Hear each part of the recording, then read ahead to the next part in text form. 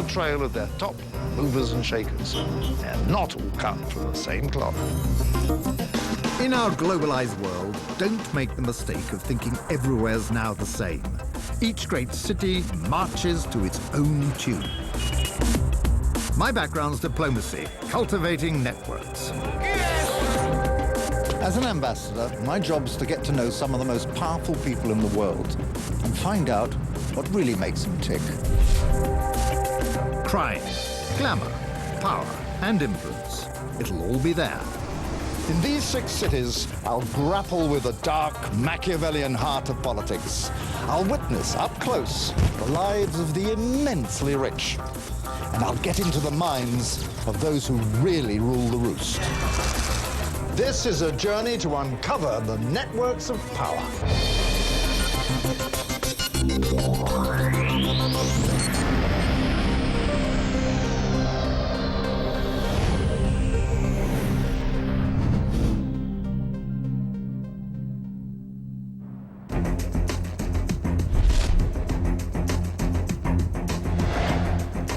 We Londoners like to think of our city as the center of the world, the most visited city on the planet.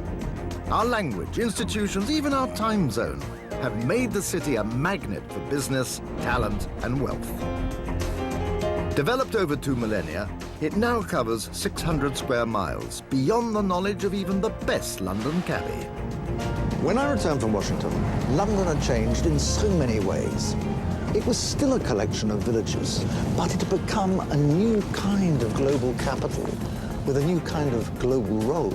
It's so vast, so diverse, so constantly changing, and I only know a tiny portion of it. But that's something I'm going to change.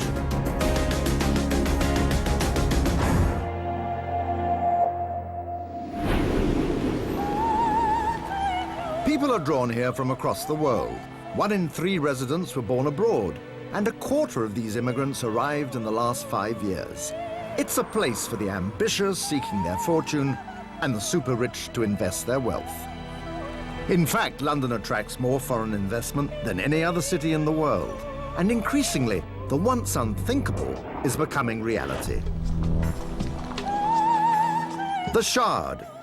This is the inauguration of the tallest building in Western Europe.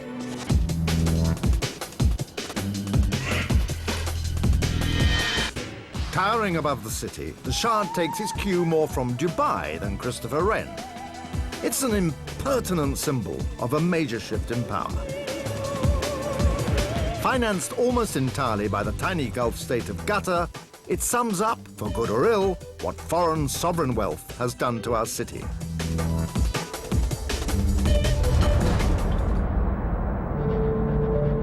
But the man behind the project is a Londoner through and through. An East End barrow boy done good, Irvine Sellers sounded a slightly unlikely power broker. Starting out in Petticoat Lane selling gloves, he now has a development portfolio worth billions and is the driving force behind the Shard. Good morning, Sir Christopher. Irvine, good How are you? morning. Thanks. Welcome to the Shard. Well, thank you for having me. I mean, I'm just overwhelmed by this view, and I'm hardly up the top, am I? No, you're quite a low floor, actually. We're 14. Once you get to the restaurant levels 31, 32, 33, then you're beginning to look down on London, and London looks toy town. The hotel is 35 to 53, but at the very top, you then are in an aircraft that's stalled. Did you wake up in the night and say, I want to build something massively tall? Yes, to use your I didn't phrase. wake up in the night. I was awake when I thought about it. Now, you had to overcome a lot of obstacles to get to where Yes. you are today. Generally do in life, don't you? And even at the public inquiry, which was a bit of an ordeal, really. It is. They were all against you, weren't Oh, they? yes. It was a stake through the heart of London, I think they said. Stake through the heart of London. Yes. What made you go to an Italian architect? Well, I like Italians. I don't think we'd have got consent if we had not had somebody like Renzo Piano. Yeah. So And I Renzo am Piano caught the bug, if you I like. think he did. Once we'd settled our design, at that point, I knew we would be building something that would be the best build in London seen. It would be on the back of £50 notes and postage stamps, which gave us the confidence to say this is a fight worth winning. What does it do to you to think to yourself, this building's going to be a memorial to you, Irvine Sulla. You're immortal like Christopher Wren in St Paul's Cathedral. If you're looking for a monument, look around you. I think I could take credit for making it happen. It wouldn't have happened without me. Wouldn't have happened without the funding we got from Qatar.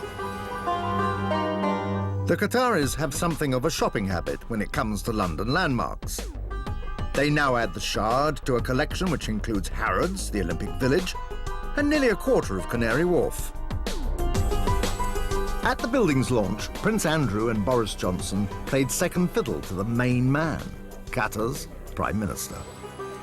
This building and this occasion showed the partnership between Qatar and UK. We are committed for this friendship. We believe in investing in your country. We are not doing it just to please you, but we think it worked for both sides. They understood that it would be a symbol for London and a symbol for a Qatari-UK link at political as well as commercial level. Say what you like about the architecture, and personally, I think it's great. It's a tribute to the determination and single-mindedness of one man, Irvine Sulla. I'm not at all surprised that the Qataris have decided to make this the jewel in their crown of investment in London. And after all, foreign financing, an international labour force, an Italian architect, all driven by a bulldog of a British entrepreneur, isn't that the very model of 21st century London? It's not just the Qataris who like the look of London. Foreign investors now own over half of the Square Mile's offices. Newspapers are another London asset that appeal to the global super-rich. So I've made a date with my friend Sarah Sands, editor of London's daily paper, The Evening Standard. Her elusive Russian proprietor bought the paper 3 years ago and is someone with real power. But first, I have to get past the gatekeeper. Nice to see you. Very good to see you. Sarah and I agreed that in today's London, talent cuts through the hidebound traditions of old. But London hasn't always had that reputation. How and why has it changed to become this incredibly aspirational metropolis? Immigration's had a lot to do with it. So when you think back of old films with men in brollies in Whitehall, and you've really seen power shift in London, and it's tremendously meritocratic and it's totally global. It is interesting how much we've benefited from all the troubles around the world. We have become a sort of safe haven. And it isn't just about low tax, it's a nice place to live. You always have to remember that when people say, well, I could move to Abu Dhabi or something, yeah, but you wouldn't want to, really, would you? Whereas you would live here, you would actually live here, and you know what, your children would want to live here, your teenagers would want to live here. It's a really kind of funky place to live, as well as being economically appealing.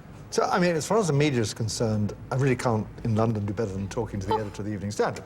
But the owners, the Lebedev father and son, Yevgeny, I believe the son lives here in London. Mm-hmm. He's a British citizen. So tell me. Here was my chance to land the big one. I would go and see him, shouldn't I? Yeah, I would go and see them first, I think. That's Sounds what you fantastic. need. He's your first point of entry. This is great I've got you advice, in. sir. Thank you. Sarah was as good as her word, and I was duly summoned to the office of her proprietor. At the tender age of 32, Yevgeny Lebedev owns the Evening Standard and the Independent, together with his father, the billionaire Alexander. Their takeover shook the establishment. Who could imagine the French allowing a Russian to take over Le Figaro or Le Monde? But what most shocked me, as someone who spent years playing cat and mouse with the KGB, was that Lebedev Sr. first came to London as a Soviet spy. In the long years of the Cold War, the Soviet KGB was our implacable enemy. Now, here I am in the heart of London's Mayfair, about to meet someone who is the son of a senior KGB officer who's bought a bunch of British newspapers. It just blows my fuses. Yevgeny has chosen to make London his base. Good morning. Good morning. Thank you very much for having me Great here. to see you. Collie. Is this an office or a small art gallery? would you Something say? in between. Look at these bullfighters. Were you ever tempted to try to put down roots in some other great city of the world? I've thought about New York, thought about Rome, but I still don't think that neither New York or Rome has the same energy. I feel London is the center of the world. I think it's got the most interesting energy, it's got the most interesting balance of being cosmopolitan, and I think it's the most extraordinary city on earth. New York is actually quite introverted and interested in America, interested in itself. There isn't a great interest going beyond New York and New Yorkers. Whereas London, I think, is unique in that way. Three standard. Unique it might be, but it doesn't explain why they bought two ailing newspapers at a time when most were heralding the death of print journalism. It seemed a risky move, and has since cost them over £75 million. It was a huge gamble then. A lot of people said we're absolutely mad. I thought you were mad. I must say, it was my reaction.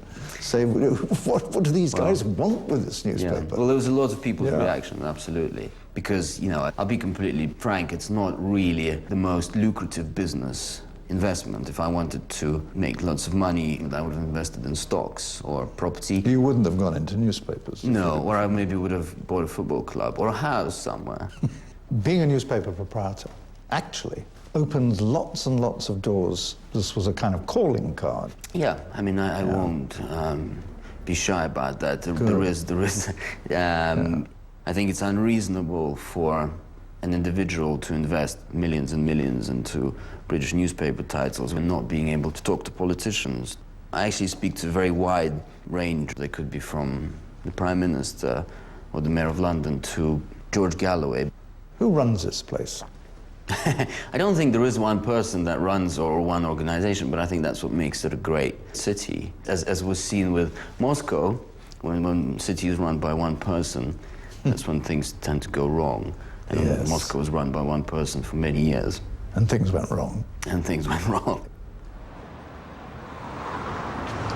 Some people were utterly dismayed by the sale of the Evening Standard to Mr. Lebedev. I mean, for them it was like selling off the family silver. But isn't this exactly what happens when a city like London has become, in the words of Yevgeny Lebedev himself, the center of the world? Clerkenwell Green. For centuries, it's been London's radical heart. I'm here to explore people power. For over 100 years, revolutionaries, activists, and trade unionists have gathered for the May Day March in comradely salute to International Workers' Day. And for the first time, I'm joining them. Well, I'm on the hunt for Bob Crow, leader of the RMT union. But so far, all I've been able to find here is a bunch of Turkish communists and the Mexican Revolutionary Party. Everyone knows that Iraq and Afghanistan were war crimes. Bob Crow, perhaps the last remaining big beast of the once mighty trade unions, has survived and thrived because of his firm grip on London's most vital infrastructure, the Tube. Here he is. Here comes a bald head. When Bob calls a strike, London grinds to a halt, making him public enemy number one among London's commuters. But here, he's among friends. So this goes to Trafalgar Square. Trafalgar Square. I rather get the feeling that I'm cramping Bob's style. Perhaps he would rather not be seen marching alongside a Knight of the Realm. Bob has an ace up his sleeve that other union bosses don't. When he doesn't get his way, 3.4 million people face a chaotic journey to work. This man has London by the short and curlies, and he's not afraid to tug.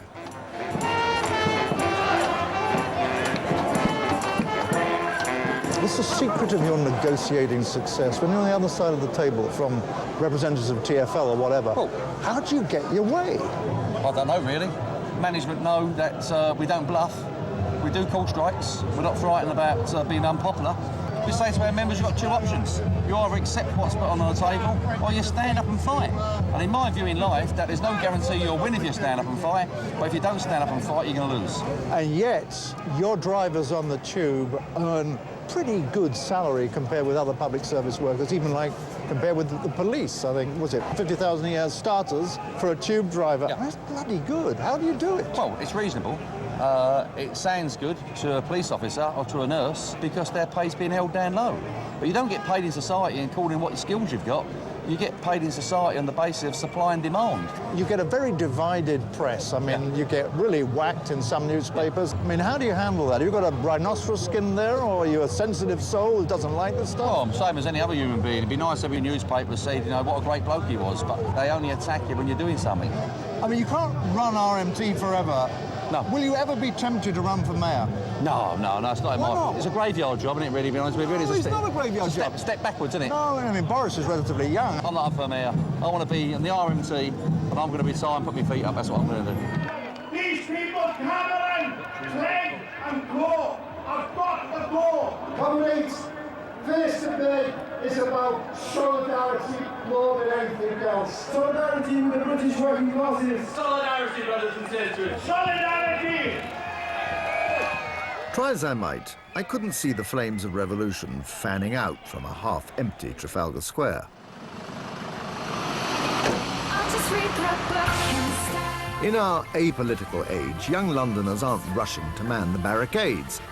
They'd sooner be out having fun with their mates. London is, of course, famous for being cool. Its creative industries play a huge part in defining the image of London, its art, fashion, and above all, its music. Disparate, idiosyncratic, and disorganized they may be, but that doesn't mean they don't have global reach, undeniable influence. And that's real power. So here we are on deepest Bethnal Green. And all along here are these little car workshops giving you your MOTs. And in among them is one of the hottest recording studios in London. So let's go in. I've been allowed behind the scenes to meet a singer who started out playing in local pubs. Within 3 years, her first album had gone platinum. Brit Award winner Kate Nash. Hello? Hello? May I come in? Hi. I'm Christopher. How do you do? Nice to meet you. Hello, my name's Christopher. Is there any city that you've come across that you think might offer young artists the same opportunities as London has done for you? It can be really difficult being here. I don't always love it. I hate it sometimes. Like, I hate London. When do you hate London? Now. Why do you hate London now? It's a difficult place to be. It's sort of dirty and gritty, and you don't talk to people on the street. People are rude. Everyone's got their backs up. There's sarcasm. But it can also, in that sense, be really great when you're writing. I think when I'm writing, I like to be here because of that sort of toughness. Can be really inspiring, you know?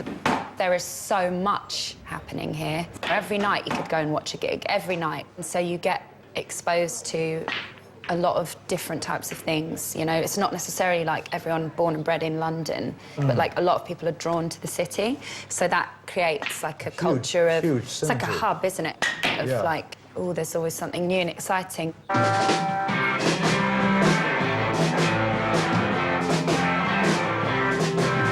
girl is giving you the I and I and I and I don't like it how she makes you laugh so much. How when you're talking that you touch is instantly pretty and more interesting than me. London's power to attract and inspire takes many forms. With hundreds of nationalities speaking 300 different languages and a long tradition of tolerance, it's truly a global magnet. Marx, Lenin and the ANC all use London as their base. And there are dozens of emigre communities with real clout working to effect change in their homeland. The Somalis in Whitechapel are just one of them.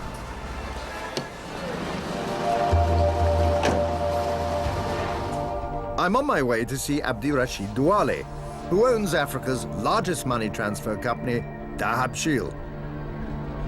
This is the main route by which Somalis abroad send $1.6 billion home each year. That's 25% of the country's GDP, effectively making it the National Bank of Somalia. How are you? How are you, sir? Thank you. And it's all based here in Whitechapel. The Somalis went to all over the world. Yeah. If you go to Canada, Washington, D.C., New York, you know, They're everywhere. Somalis are nomads. And of course, wherever they went to, we open our offices there. Now we operate nearly 155 countries. Abdirashid's golden touch has not gone unnoticed. The telephone might go one day. Yeah. And a voice say, we want you to be Prime Minister. Could that happen? Has anybody ever rung you and said, yes, they have? They asked me. To be Prime Minister? Not to be Prime Minister, but they asked me a different role. Can I push you and say, what do they offer you? Can I ask you? They asked me to whether I would be interested to run a president position. President? Yeah, yeah. And you said no? I think I am good at business, and I don't want to be a politician, at least for now. At least for now, yeah. Yeah, I can understand that. Hello, how are you? Abdirashid was keen to show me the local seat of power and to introduce me to his network. Good afternoon, everybody. Hey, how are you? Zaitoon is a Bangladeshi Somali cafe, typical of Whitechapel. There's even a cup of tea. That's your son, yeah? Yeah. Okay. Hi, how are you? Good to see you. You are all leaders of your community, all the people around this table. Yes. And of There's course, a power centre here. Exactly, a power centre. It's where we share information. My big question is, why come to London? I feel at home here, you know. I don't feel isolated, you know. I can be in English if I want to be, you know. I can be Somali if I want to be. And be a Londoner above all. Yeah. Would it be an exaggeration to describe you as a government in exile? The Somalis here, you're talking about? In this cafe, in this restaurant, have I found a government in exile? Well, I think Somalis follow the Somali politics. Some of the cabinet are from London. I understand even the Somaliland president used to live in London. So yes, they have a connection here. They want to be part of it. That's the beauty of being a British at the same time being Somali. You can be a British here and you can be back home, you know, Somalis and take influence. London is home to 2 TV stations that broadcast to Somalis worldwide. With most of the media and money controlled from here, it's hardly surprising some of the biggest players in Somalia are based in London, not Mogadishu. I've just had a glimpse into one of London's many immigrant communities. The interesting thing is that all of them, Nigerians, Somalis, Tamils, Poles, have each created their own network of power with an influence that extends way beyond London. This is one of the truest measures of the capital's global reach. The City of London, arguably the most powerful financial centre in the world. It turns over $1.9 trillion a day in foreign exchange alone and accounts for 1 in 7 of London's jobs. It has its own police force, laws and government, all underpinned by an ancient and mysterious hierarchy. The city's livery companies were forged on the streets of medieval London and turned everyday trades into one of the city's original networks of power. Winston Churchill was a mercer. Margaret Thatcher is a poulter. But I am a stationer. And no, that doesn't mean that I sell paper clips. Sir Christopher, Lady Mayor. Welcome. Nigel, good evening. Upper Warden, very good to see you. How are you? How are you? I'm very well. If you've been honoured with an invitation, this remains one of the best places to network. I'm only a small junior. Today, the Worshipful Company of Stationers represents the great and good in publishing and the media. I know I've made it around here as I'm seated on the top table. Although the stationers have only been networking this way for a mere 600 years, they honour an ancient Saxon ritual. Oh dear, here we go. Right, now, toasts. Ladies and gentlemen, the master of this Worshipful Company,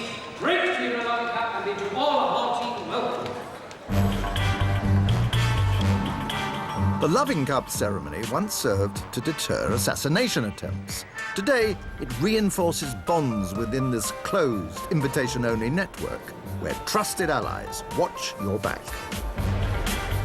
But behind the flummery lies real power.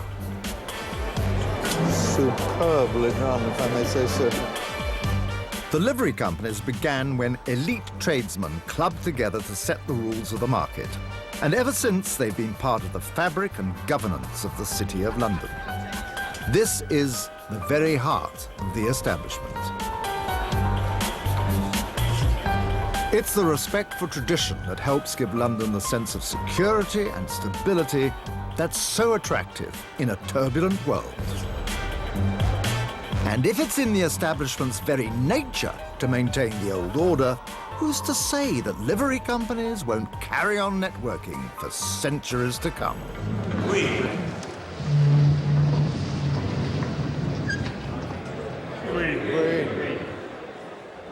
So what of those who are excluded from the inner sanctum? I'm taking part in a brand new form of networking, free from the constraints of the ancient institutions, and with a very different kind of power. Today, I'm making a foray into social networking. Hey guys, not long to go, so I've said it 1,000 times, but keep adding people into the group that you know will be interested to get as many people into the group as we possibly can. I'm on a secret operation. Something big is going to happen over there.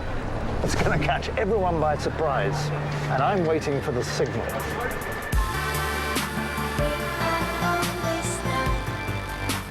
Heralded as the driving force behind the Arab Spring and the London riots, today social media will have an equally meteoric impact on the life of one person.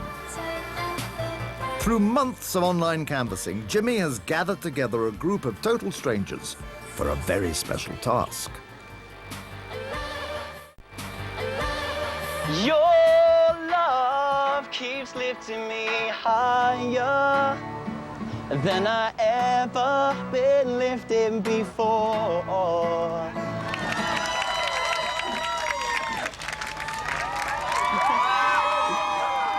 Josie, I love you so much, and by God's grace, I will always love you. Will you marry me? Yes.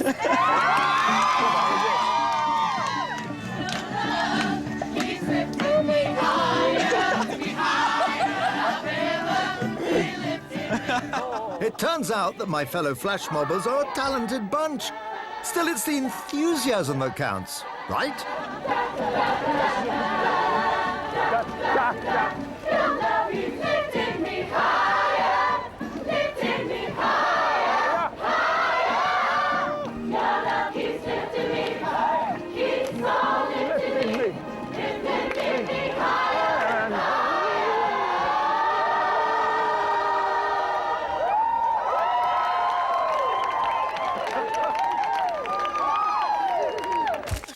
Well, you've just seen the power of social media, the ability to conjure up a crowd almost from nowhere.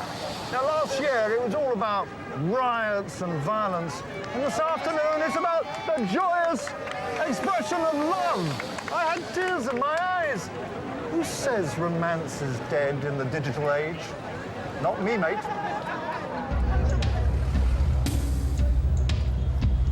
It's clear that social networks are real game changers, and that this is their moment. They are open to all, immediate and dynamic. They threaten the old rules because they give ordinary people real power. One London-based social network is taking things a step further, using GPS technology to change the way we interact with those around us.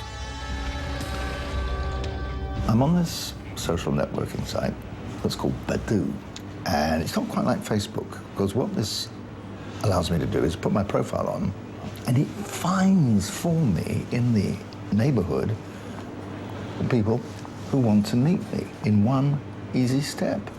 It's a way of meeting people. Some would say it's a kind of dating service. The man behind Badoo is another Russian, Andrei Andreev. He's on a mission to change the way we interact and is making a healthy profit from our desire to, connect with one another. Badoo has over 155 million members worldwide. That's almost 7% of all internet users on the planet. If you haven't heard of Badoo, it's because their biggest markets are Mexico and Brazil, for now. I logged back in to see how my own network was progressing. Ah, you show me yours and I'll show you mine. That seems to be the principle on which this works. So this is my profile, described as a 68-year-old man, and 3 people want to meet me. Ah, and one of them's Andre. Yeah. Здравствуйте, good morning. Здравствуйте. How are you? Badoo in the beginning was a kind of social network, very similar to Facebook today. I was in St. Petersburg. We visited a cool place called Telephone Bar. Telephone Bar? Yeah, huge place, about 100 tables, and the people come. Once they get in, they sit on the table and they have a phone and the number. And the people look for the other tables and they just make phone calls from table to table. So, for example, if we like 3 cute girls just a couple of tables away and the table number 46, we just call 46 and we can have like short communication. So that was the beginning of the idea. So I came back to the office and I say, guys, I think we should try this. We should not compete with Facebook. We should make a place for meeting new people. But the question I would ask you about London, and you know London because you've been living here, what, about several years? 7 years. Is that London is itself a great multilingual, multicultural hub. Yeah, this is one of the reasons why we're here. Yeah. Because lots of good international talents come into London and this is the best place to hire them. Victor from Sweden, Thomas from Belgium, Nathan English, Ivan Spanish. So we have all type of people here. Let's be frank here. An awful lot of Badoo users are on there to look for sex. But it struck me that the allure of Badoo echoed that of London, a place where anyone could meet and anything could happen. And Badoo's viral spread shows no sign of stopping. So you've conquered Latin America, you've conquered Eastern and Southern Europe. Yeah. And now your target is the English-speaking world. Yes. Because we're trying to be the biggest place on the planet for meeting new people, and we want to be everywhere. And the next big thing for us is United States and all the English-speaking markets. So we have big plans. Yes. Of course, people like Andre can live anywhere they want. But thanks to its lifestyle, talented workforce, and, I suspect, its welcoming tax laws, London thrives on its ability to attract the driven, the energetic, and the creative. Behind Andre's deceptively shy exterior is someone who wants to change the very way in which people around the globe interact with each other. And for all we know, he may succeed. Westminster, ancient seat of British political power.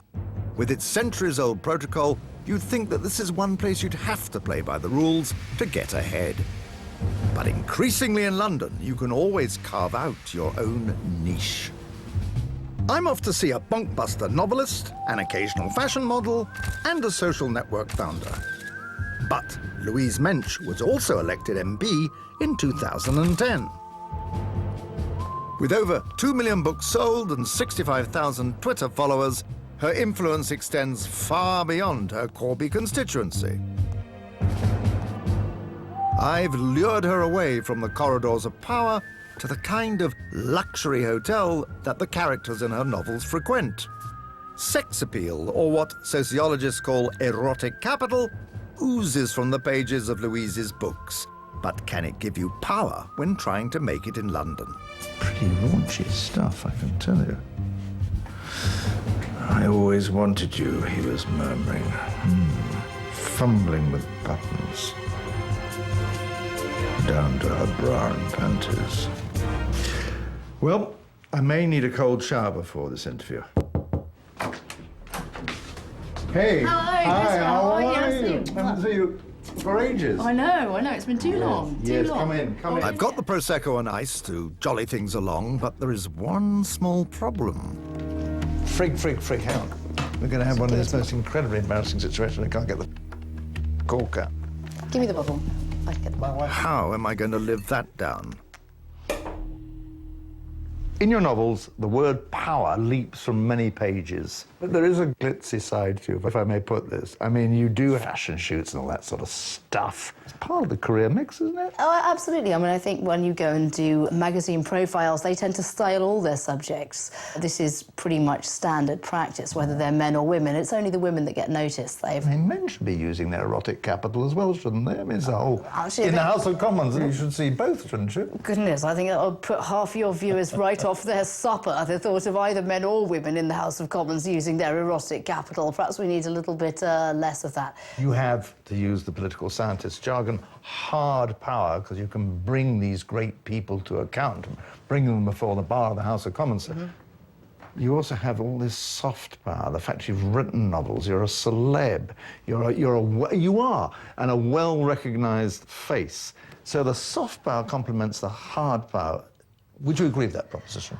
Soft power can complement hard power. I don't know if it's true in my case. I wouldn't call myself a celeb. Believe me, nobody is stopping me in the street for my autograph. I mean, let's not over-egg the pudding over here. You are a recognisable face. You have climbed a long way up the greasy pole, and there's further to go as well. What's the most important thing you've learnt? Don't be a typical politician. I'm very big on social media, I'm big on Twitter, and I don't guard what I say. I think the idea of the polished politician that only talks about their constituency and never puts a foot wrong, that's gone out the window. Perhaps the most important lesson is to just authentically be yourself. Which, by more traditional standards, would be considered maverick. They would indeed. I spent my formative youth working in the record business, going on the road with rock bands. My husband manages Metallica. I have a lot of hinterland, a lot of previous. And so I bring stuff to the House of Commons Culture and Media Committee that isn't necessarily the typical background of a Tory MP. But I tend to think that's a plus, not a minus. Because so many people have said to us, and not only in London, but in other cities of the world, that it's not what you know, it's who you know. And if you want to climb the greasy pole, you've got to build your own network of colleagues and friends of influence. I think that's absolute rubbish, actually, and I remember people saying the same thing to me in terms of books when I wanted to get published. So you'll never get an agent unless you know somebody. I sent off my submission blind to a bunch of agents, and when I wanted to become an MP, I walked into the office of my local Conservative Party with some promo for my books, and I said, you desperately need somebody who can speak to women. I sell books to women.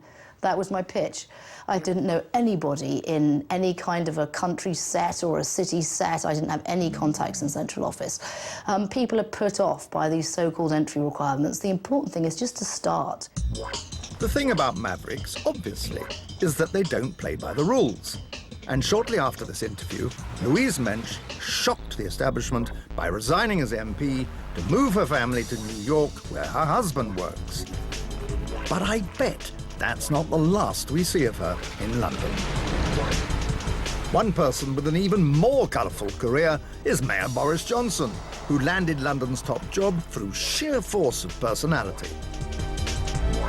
Boris has asked me to meet him at City Hall, or the Glass Gonad, as he likes to call it. City Hall didn't exist before I went to Washington, but here it is in all its contrived quirkiness, some would say, like its current occupant, but I couldn't possibly comment.